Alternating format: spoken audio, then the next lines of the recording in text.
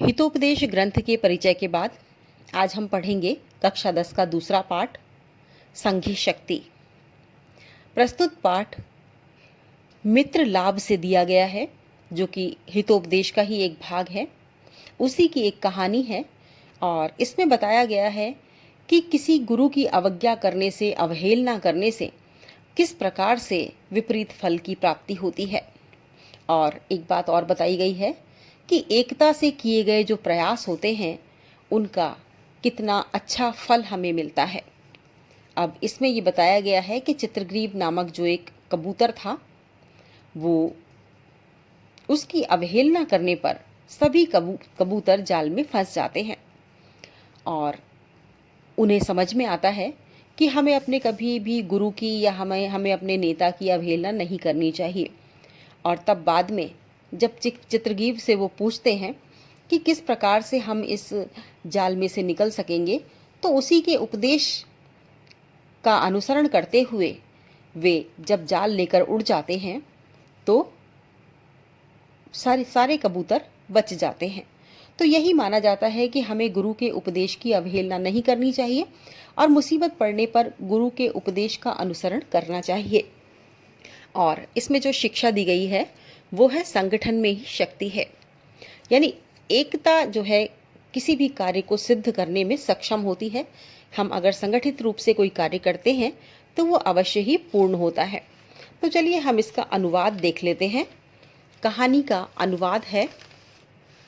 गोदावरी नदी के किनारे एक सेमल का पेड़ था। बहुत ही बड़ा और विशाल पेड़ था। वहाँ अनेक दिशाओं और देशों से आकर रात में पक्षियों का समूह निवास करता था, यानी बहुत सारे पक्षी रात में वहां आ जाते थे और रात्रि में निवास करते थे। एक दिन रात समाप्त होने पर देवी कुमुदनी के स्वामी चंद्रमा ने अस्ताचल की चोटी पर जब विश्राम किया, यानी रात्रि समाप्त हो गई और चंद्रमा डूबने लगा, तब लघुपतनक नामक कौआ जाग उठा। उसने यमराज के समान आते हुए एक शिकारी को देखा। लघुपतनक नाम का एक कौआ था। जैसे ही वो जागा, मानते हैं कि पशु पक्षी जो है वो रात्रि के अंतिम प्रहर में जैसे ही पौ फटती है, यानी सुबह का प्रकाश प्रारंभ होता है, उसी समय वो जाग जाते हैं। तो उसको देखकर वह सोचने लगा। तो लघुपतनक ने क्या देखा कि एक शिकारी यमराज की तरह चला आ रहा है, क्योंकि पक्षियों के लिए तो शिकारी यमराज ही है।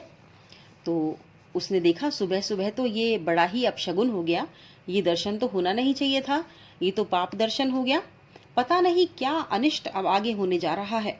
तो इसके लिए व्याकुल होकर वह उसके पीछे पीछे चल पड़ा। उसने देखा कि देखते हैं आगे जाकर क्या करता है शिकारी, क्या होता है, कौन सा अनिष्ट होने वाला है।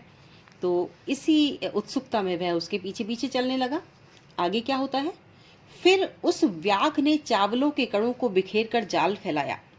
अब उसने क्या देखा कि व्याघ जो जा रहा था, यमराज के समान जो उसे दिखाई दे रहा था जाता हुआ, वह व्याघ जंगल में गया और उसने चावल के कणों को वहां पर फैला दिया और खुद वहां पर किसी स्थान पर छिपकर बैठ गया।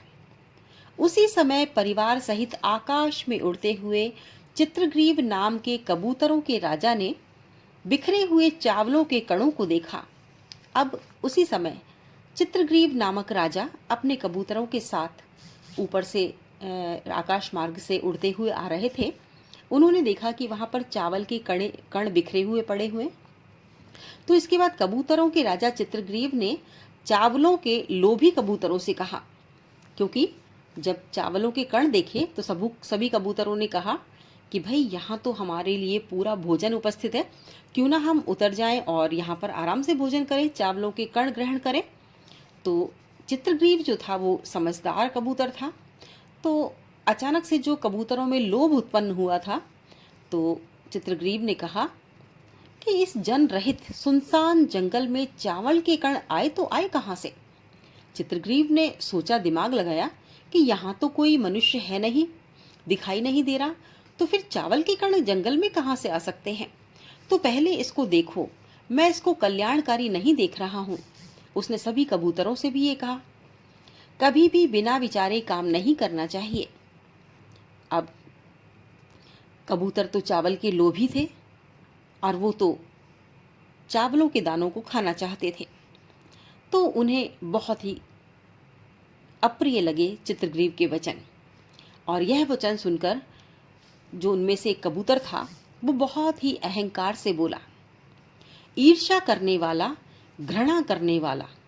यानी तुम तो, अस्पष्ट रूप से उसने कहा कि तुम ईर्ष्या करने वाले हो, तुम घृणा करने वाले हो, असंतोषी हो, क्रोधी हो, हमेशा संदेह करने वाले हो और दूसरों के भाग्य पर जीवित रहने वाले। तो ये 6 प्रकार के लोग हमेशा दुख पाते हैं। तो ये ज्ञान की नीति की बात बताई कि कभी किसी से ईर्ष्या नहीं करनी चाहिए, घृणा नहीं करनी चाहिए, हमें हमेशा संतोष करना चाहिए, क्रोधी नहीं होना चाहिए हमारा स्वभाव, सदैव संदेह करने वाला भी नहीं होना चाहिए। क्योंकि चित्रग्रीव ने संदेह किया था कि यहाँ पर निर्जन प्रदेश में चावलों के कण कहाँ से आए, यानी कि चावलों का उपयोग तो मनुष्य करता है और जब कोई मनुष्य नहीं है तो फिर चावलों के कण यहाँ कैसे आए। तो वो कबूतर उसे कहता है कि संदेह करने वाला और दूसरों के भाग्य पर जीवित रहने वाला, ये 6 प्रकार के लोग हमेशा दुखी होते हैं, तो इसलिए तुम भी दुखी ही हो। तो अब आगे क्या होता है कि उसके वचन सुनकर और कबूतरों के राजा की शंका का अनादर करके, अब क्या होता है कि जो सभी कबूतर थे वो तो चावल के दाने खाना चाहते थे, तो उन्होंने राजा की जो बात थी वो नहीं मानी, क्योंकि वो जो राजा शंका कर रहा था और शंका पर एक दूसरे कबूतर ने लंबी चौड़ी बात जो सुना दी थी। तो सभी ने सोचा अरे छोड़ो, कई बार ऐसा होता है कि हम लोग देखते हैं सामने कि कोई काम गलत हो रहा है, हमें इसमें शामिल नहीं होना चाहिए, लेकिन फिर भी लोभवश हम उसमें शामिल हो जाते हैं। तो ऐसा ही यहाँ पर भी हुआ। राजा की बात कबूतरों ने नहीं सुनी और लोभवश वे वहाँ पर उतर गए और चावलों के कणों को चुगने के लिए वहाँ पर बैठ गए। इसके बाद सभी कबूतर जब वहाँ बैठ गए चावलों के दानों को चुगने के लिए, तो अचानक से उन्होंने क्या देखा कि सभी कबूतर जाल में बंध गए हैं। अब इसके बाद जिसके कहने से वे उतरे थे उस कबूतर की सभी निंदा करने लगे, यानी उस कबूतर को सभी बुरा भला कहने लगे।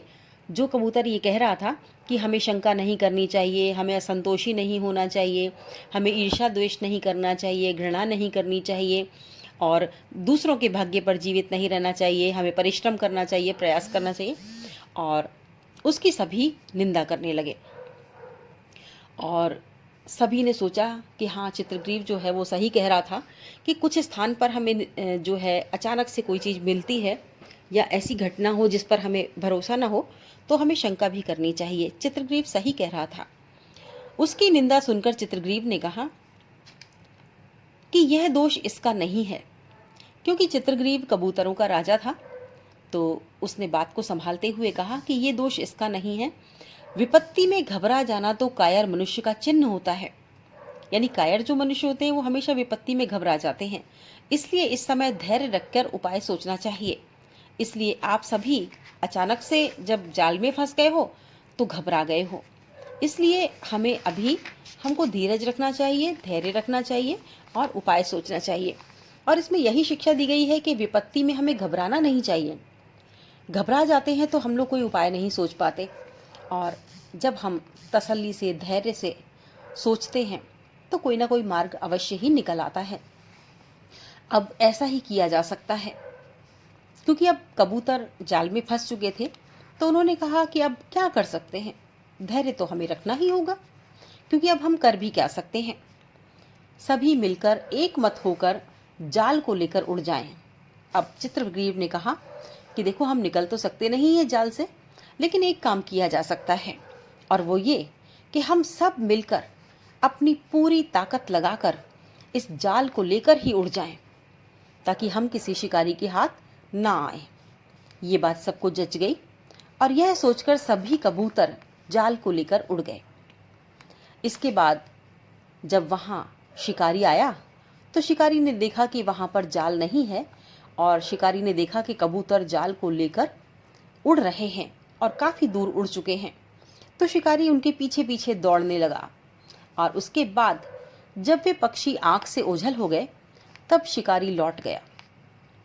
अब अंत में शिक्षा दी गई है और कहा गया है कि इसीलिए कहा जाता है छोटी छोटी वस्तुओं का संग्रह मजबूत हो जाता है और उससे कार्य सिद्ध हो जाता है। जैसे घास की बनी हुई रस्सियों से मदमस्त हाथी को भी बांधा जा सकता है। तो इस पे अंत में एक श्लोक दिया गया है, अल्पानाम अपि वस्तूनाम संहति कार्य साधिका त्रणय गुणत्वम आपन्ने बद्धते मत्तदंतिनः। यानी छोटी छोटी वस्तुएं भी जब इकट्ठी हो जाती हैं तो वो एक संगठित होकर कार्य को साधने में सक्षम हो जाती हैं। जिस प्रकार से कबूतरों में अलग अलग अगर उनकी ताकत को देखा जाए तो कबूतरों में इतनी शक्ति नहीं थी, इतनी ताकत नहीं थी कि वो जाल को लेकर उड़ जाएं। लेकिन जब सबने एक साथ जोर लगाया, सभी ने संगठन की ताकत दिखाई, तो जब एक साथ जोर लगाया तो उस जोर का जो प्रयास का एक जो कहते हैं कि प्रयास की जो ताकत थी वो बढ़ गई और प्रयास की उस ताकत से वो जाल को लेकर उड़ गए। तो कहते हैं कि हमारी ताकत अलग अलग अगर आंकी जाए तो बहुत छोटी होती है, लेकिन जब एक साथ मिलकर हम सभी एक साथ मिलकर ताकत लगाते हैं तो हम बड़े से बड़े पर्वतों को भी उखाड़ सकते हैं, यानी बड़े से बड़ा काम भी कर सकते हैं। तो ये कहानी है संघे शक्ति कलौयुगे, यानी कलयुग में संगठन में ही शक्ति है। हालांकि इस पाठ का शीर्षक खाली दे रखा है संघे शक्ति, यानी संगठन में शक्ति है।